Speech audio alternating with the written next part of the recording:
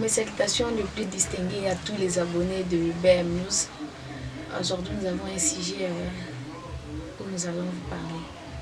Parlons du planning familial. Parlons du planning familial.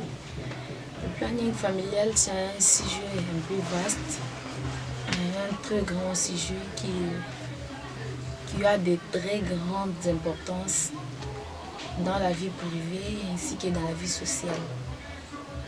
Dans les deux vies où nous voyons la vie sociale et la vie privée, le planning familial est très important et c'est un très bon sujet à appliquer dans nos couples, dans nos familles, dans nos foyers.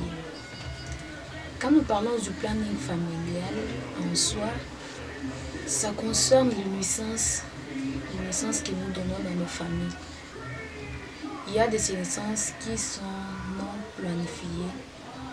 C'est ainsi que nous avons choisi ce sujet pour vous parler et vous montrer comment planifier les naissances.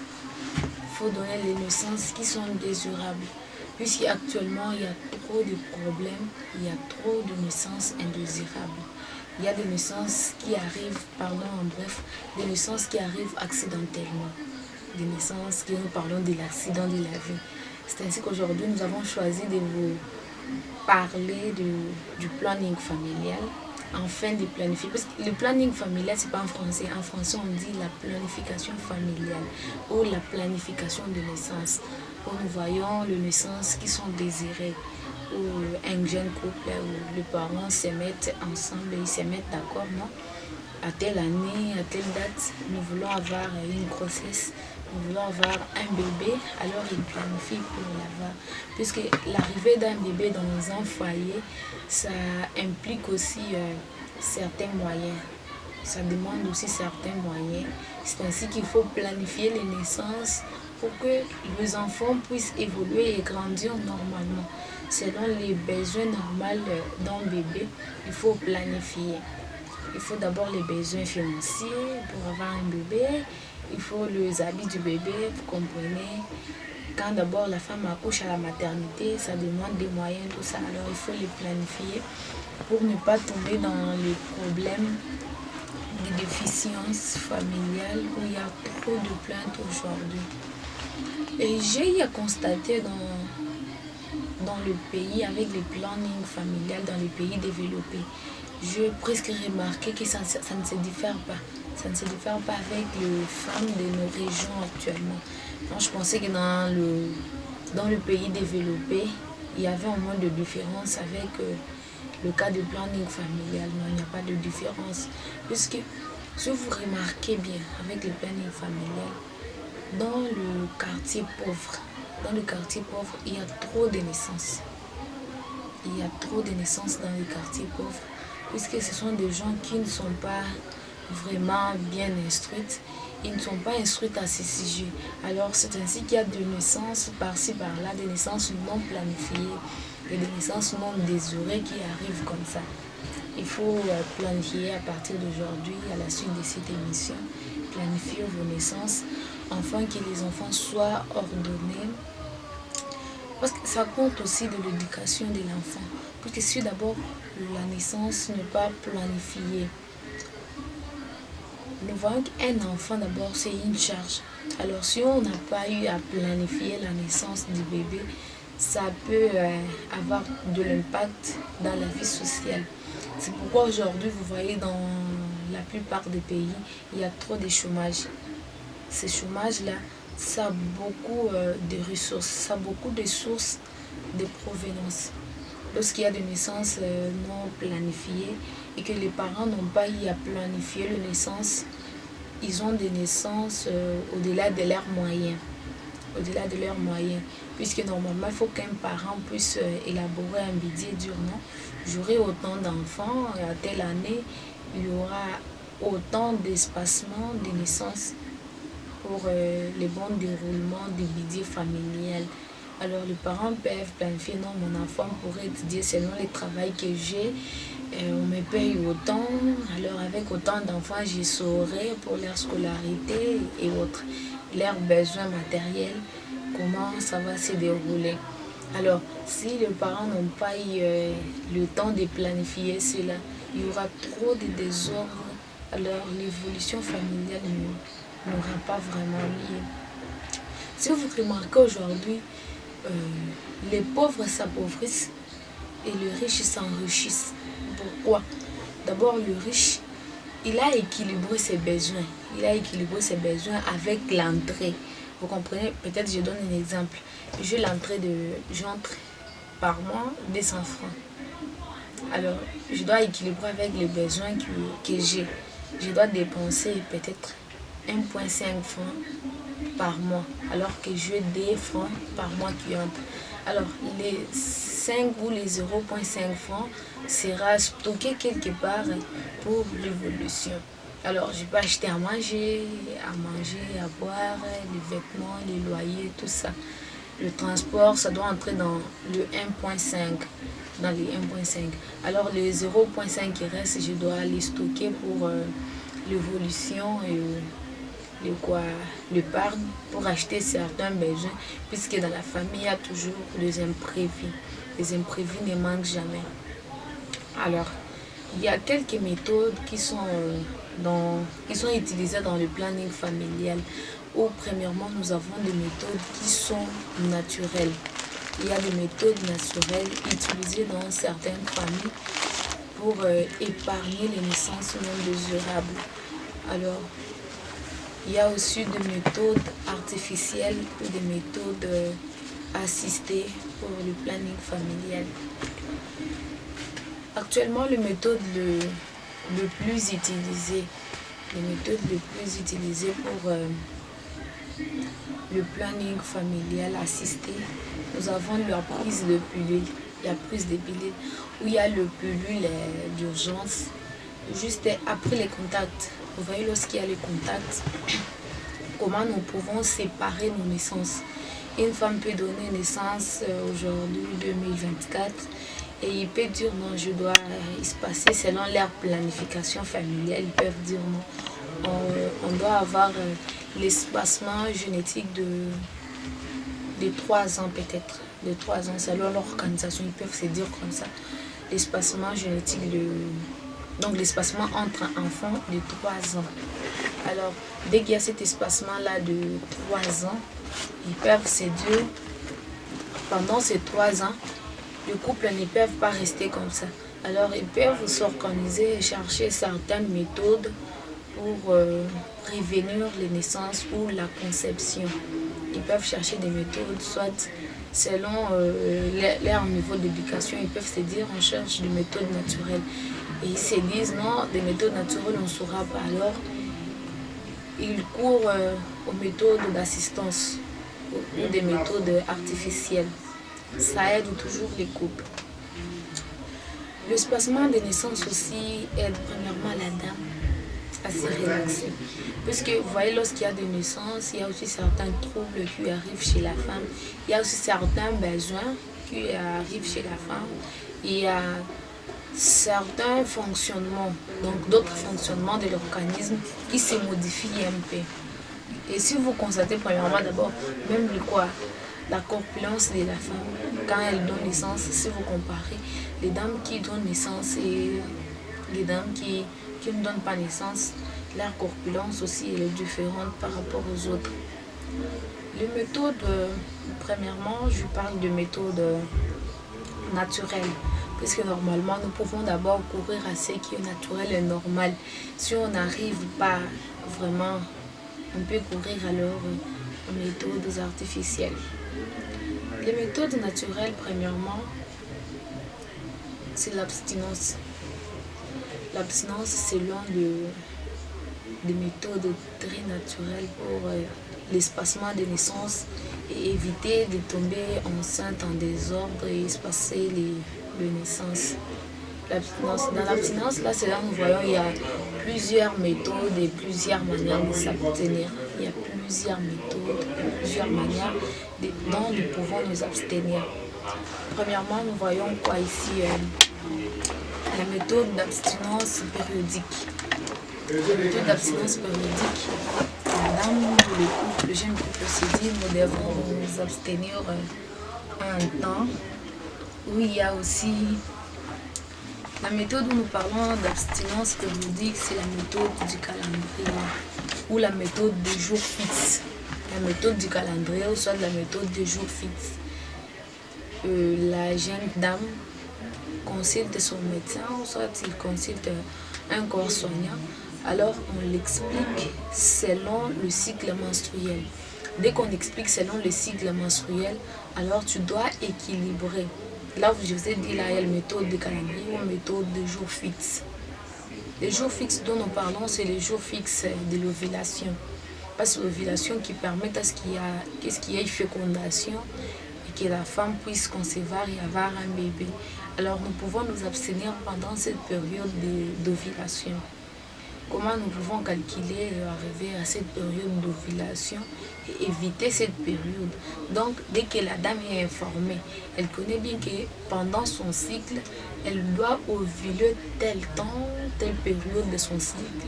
C'est un jour à risque, un jour risqué pour tomber enceinte. Alors, elles s'abstiennent dans leur couple, non? En ces temps, on s'éloigne d'abord l'un de l'autre, on ne se touche pas, on ne se coïte pas pour éviter qu'il y ait de naissance indésirable. En dehors de cette période de calendrier, vous avez dit que la personne doit compter ses jours quittant les premiers jours de ce règle jusqu'au jour de l'ovulation. Normalement, selon chaque type de cycle menstruel, parce que les cycles menstruels se diffèrent, où il y a les cycles courts, les cycles moyens et les cycles longs. Donc ça dépend de chaque femme. Mais dans tout le type de cycle menstruel, la délai pour l'ovulation ne diffère pas. Donc la phase prémenstruelle ne varie pas. Au moins la période préovulatoire peut varier selon les types de cycle menstruel, selon les femmes. La période préovulatoire ou prémenstruelle, c'est la période qui quitte dès les premiers jours de nos menstrues. Donc dès les premiers jours que tu vois les règles, tu commences à compter de ces jours au 12e jour. Vous voyez, jusqu'au 12e jour. Alors c'est le 14e jour que chaque femme doit ovuler, juste dès les premiers jours qu'elle va se menstruer. Elle commence à compter ces jours-là. Donc il y a la plupart des femmes qui faisaient cette erreur-là. Donc, ils comptent d'abord le jour des règles, ils terminent les règles et ils commencent à compter. Non. On a commencé à compter dès les premiers jours des règles. Tu vois les règles aujourd'hui. Peut-être tu vois les règles le 10. Tu commences à compter le 10, une journée. Les 11, 2 jours. Les 12, 3 jours. Les 13, 4 jours. Le 14, 5 jours. Tu commences à compter comme ça jusqu'au 14e jour. Et c'est le 14e jour que la femme doit ovuler.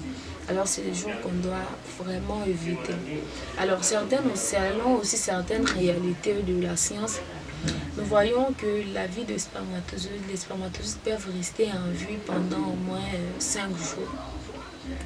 Les spermatozoïdes peuvent rester au moins pendant 5 jours, mais dans la plupart des cas, c'est 3 jours que les spermatozoïdes restent en vie chez une femme. Donc dès qu'il est déjà dans la vie utérine de la femme, elle reste en vie pendant 3 jours. Alors pour éviter cela, il faut calculer 3 jours avant l'ovulation et 3 jours après l'ovulation. Donc ces 6 jours-là, s'abstenir. Ces 6 jours-là, s'abstenir vraiment pour éviter de tomber enceinte et avoir des naissances indésirables. Et aussi dans cette période-là, nous je les ai dit 3 jours avant et 3 jours après l'ovulation. On peut s'abstenir aussi en faisant cette méthode qui est très simple. La méthode de retrait. La méthode de retrait. Donc, vous faites des coïts. Dès que l'homme sent qu'il est vraiment dans la période d'éjaculation, il sort et il éjacule dehors. Donc, vous pouvez faire le rapport. Et pendant la période d'éjaculation, il sort et il éjacule dehors pour éviter de tomber enceinte. Ou soit si le monsieur n'est pas en mesure de le faire, il peut recourir à la méthode où nous portons quoi, le préservatif. Il peut porter les préservatifs. Et actuellement, dans la plupart des régions, le préservatif est distribué partout. Et aussi, il est aussi vendu dans certaines régions. Il ne coûte pas vraiment cher. Vous pouvez vraiment acheter le préservatif. Si peut-être toutes les méthodes naturelles là n'arrivent pas à être respectées chez vous dans votre couple, priez de porter le préservatif pendant la période là où je vous ai dit 3 jours avant et 3 jours après l'ovulation chez la femme, vous pouvez porter. Et dans le reste des jours, ce sont des jours sans risque. Mais les jours, je vous ai dit chez la femme, les jours 3 jours avant l'ovulation et 3 jours après l'ovulation, ce sont des jours à risque. Et ce sont ces jours-là où je vous ai parlé des méthodes de calendrier, où je vous ai parlé des méthodes de jours fixes. Ce sont ces jours-là qui sont fixes. C'est juste les 3 avant et les 3 après l'ovulation chez la femme. Vous pouvez vous abstenir en faisant quoi, l'épargne, où vous vous éloignez d'abord, où nous parlons de l'abstinence périodique. C'est juste pour la période d'un courte durée, des 6 jours seulement, 3 jours avant et 3 jours après. Ou soit pendant ces 6 jours-là, vous pouvez porter le préservatif. Et en dehors de ces méthodes-là, nous avons aussi la méthode de température, ou soit la méthode symptothermique. La période symptothermique, c'est une période où nous constatons si la femme ne connaît pas son cycle, parce que ce n'est pas toutes les femmes qui savent vraiment leur cycle. Si la femme ne connaît pas son cycle, alors elle peut recourir à cette méthode symptothermique. Elle fait quoi? Pour évaluer son ovulation, elle peut prendre un papier, un stylo. Donc, chaque jour, dès qu'elle se réveille, elle prend la température vaginale. Elle note quelque part dans ces papiers-là. Elle dit non, aujourd'hui, la température vaginale matinale était peut-être à 36. Et le soir du même jour, elle prend encore la température.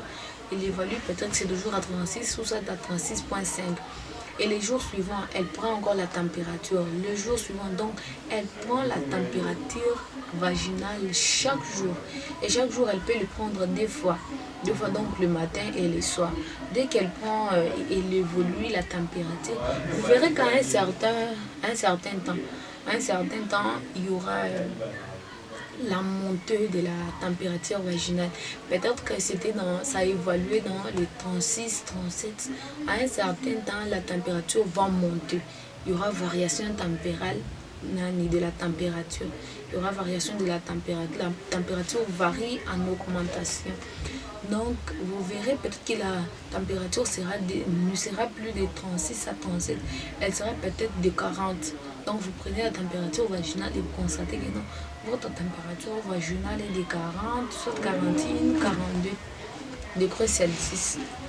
Alors, dès que vous constatez qu'il y a la montée de la température, abstenez-vous pendant cette période parce que c'est ça la période d'ovulation.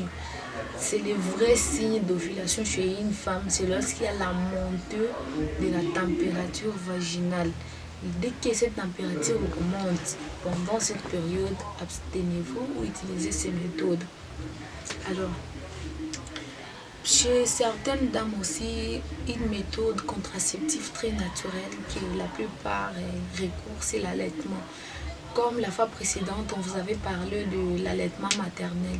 L'allaitement maternel, c'est l'une des méthodes très efficaces pour l'espacement des naissances. Je vous avais parlé autrefois que dès que la femme allaite, dès qu'il y a l'allaitement maternel chez une femme, il y a aussi l'arrêt de certaines hormones pour le fonctionnement gynécologique de la femme. Alors, vous pouvez recourir à l'allaitement maternel.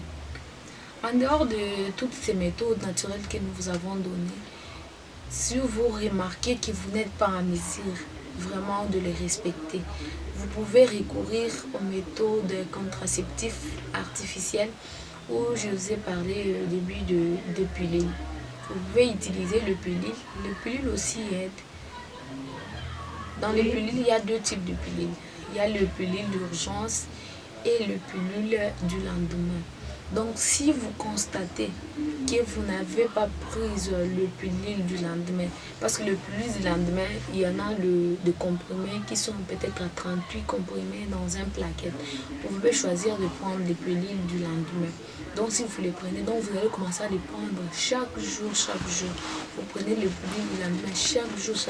Si vous les prenez, s'il y a des contacts, il n'y aura pas de conception. Vous n'allez pas concevoir. Maintenant, si vous évitez de prendre, comme il y a certaines dames qui n'aiment pas prendre les produits par la bouche, les produits féroces, ils refusent de prendre, ça les gêne peut-être. Ou soit, s'il y a une dame qui a l'obstacle pour déclitiner ou soit avaler un médicament solide, elle peut prendre périodiquement, selon les périodes. Donc là, nous allons vous parler de prendre quoi? Le pilule d'urgence. Donc, juste quand vous évaluez la période, si vous êtes dans la période ovulatoire, donc après les coïts, après les coïts, vous prenez le pilule d'urgence, ça va directement aller casser la sécrétion hormonale. Ça doit aller casser la sécrétion hormonale pour éviter qu'il y ait la sécrétion hormonale pour qu'il y ait conception. Alors, si vous remarquez que prendre encore les pilules, c'est un problème, parce que notre problème, notre besoin, c'est de prévenir et améliorer la santé. Parce que vous voyez, l'émission ici, c'est l'émission Santé pour tous. Selon nos éducations, nous donnons l'éducation selon tout genre. Selon tout genre. Il y a de ces personnes-là qui ont quand même déjà eu une information élémentaire, alors on peut se rajouter. Et il y a des personnes qui n'ont jamais réussi d'éducation élémentaire, alors nous apportons toujours ces éducations-là. Si vous avez des éducations, vous avez aussi des besoins, selon certains sujets, vous pouvez toujours nous contacter, nous allons toujours vous aider, c'est ça notre travail. Si je vous ai dit, si vous n'êtes pas en mesure de prendre le pilule Paros, parce qu'il y a ces personnes-là qui ont des difficultés à prendre des produits solides par la bouche, vous pouvez recourir à l'une des méthodes où nous parlons de l'implant. L'implant, vous pouvez partir, vous partez si vous voulez une contraception facile. Vous pouvez partir auprès de votre médecin ou aller consulter une clinique où vous allez et vous demandez l'implant. Comme ça, on place l'implant. L'implant, souvent, on le place au bras. Souvent, on place l'implant au bras. Parce qu'on place cet implant-là, puisqu'il y a déjà les hormones bien conçues dans cet implant, dans ce dispositif-là. Dans ce dispositif, il y a déjà des hormones bien conçues là. Alors, dès qu'on donne, les hormones se dissouent, alors ils descendent dans l'organisme pour aller agir. Ou soit vous pouvez aller dans l'un des cliniques très spécialisées, on peut vous donner des injections d'hormones. On vous donne des injections hormonales alors pour éviter quoi? D'être enceinte de manière non désirée. Puisque ces méthodes-là, c'est toujours périodiquement. C'est toujours périodiquement. Si peut-être vous accouchez aujourd'hui, alors vous vous dites que vous voulez espacer votre naissance à peut-être 3 ans. Alors vous pouvez aller demander l'implant de 3 ans. On vous donne l'implant de 3 ans et après 3 ans, il n'y aura aucun effet d'implant dans votre organisme, alors vous pouvez concevoir. Ou soit si vous voulez 5 ans, vous demandez seulement, non, je cherche l'implant qui a une durée de 5 ans. Alors on vous aidera toujours dans votre clinique et par votre médecin.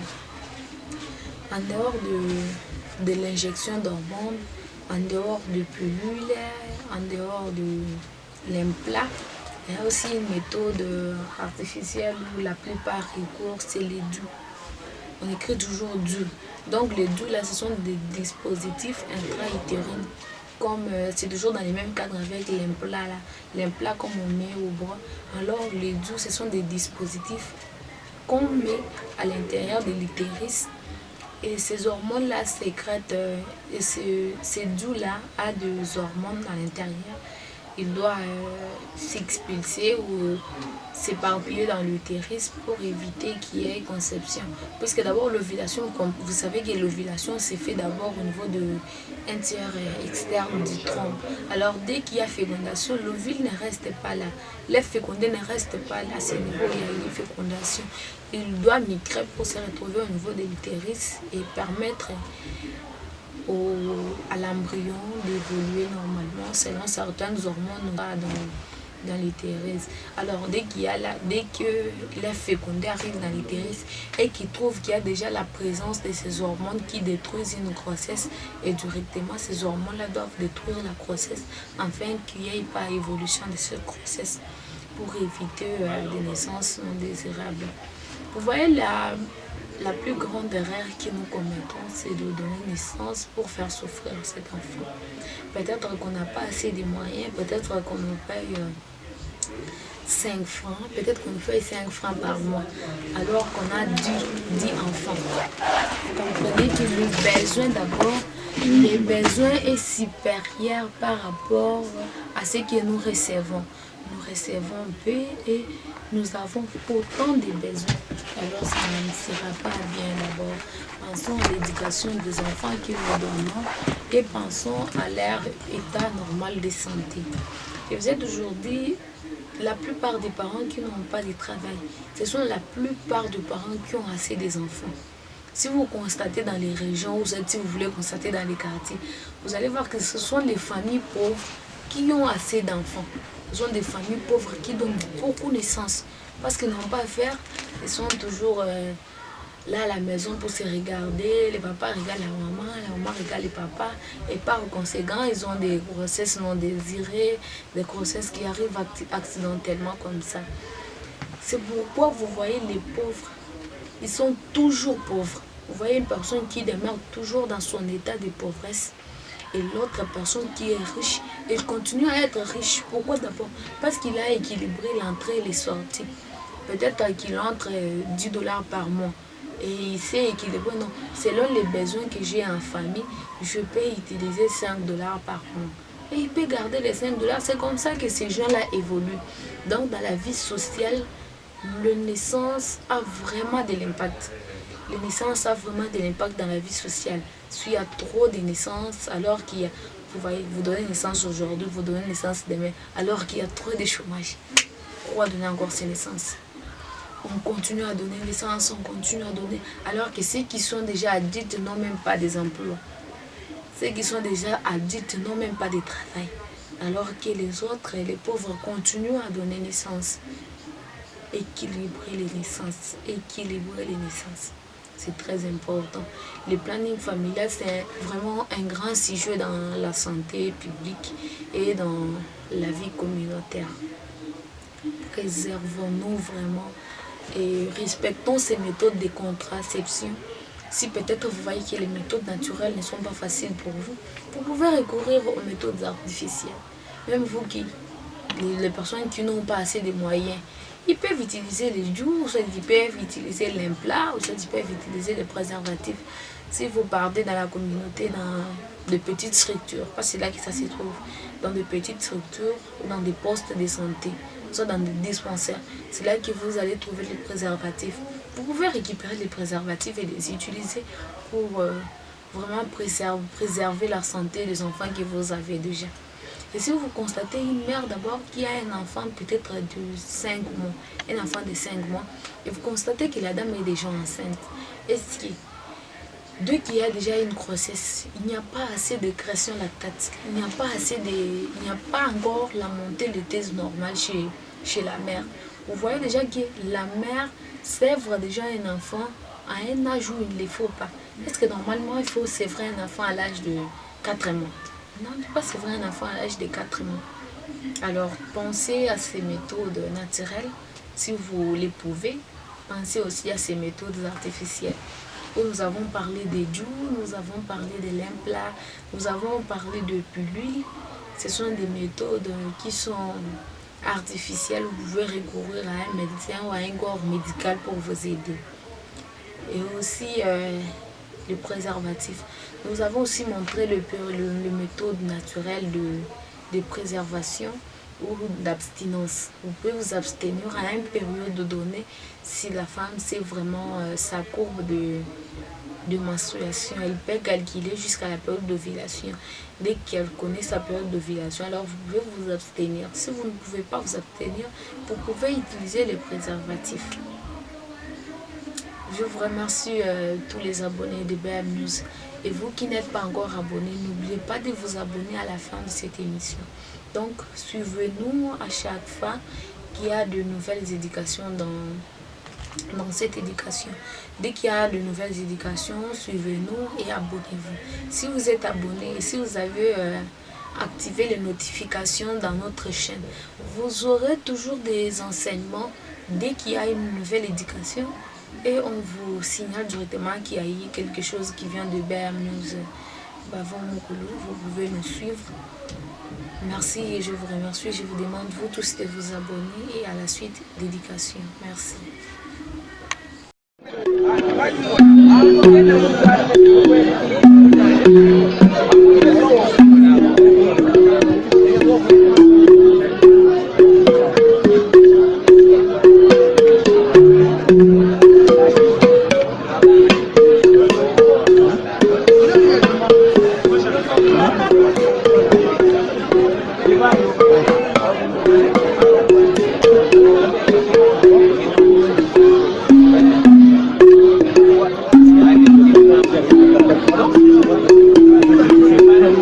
C'est la masse.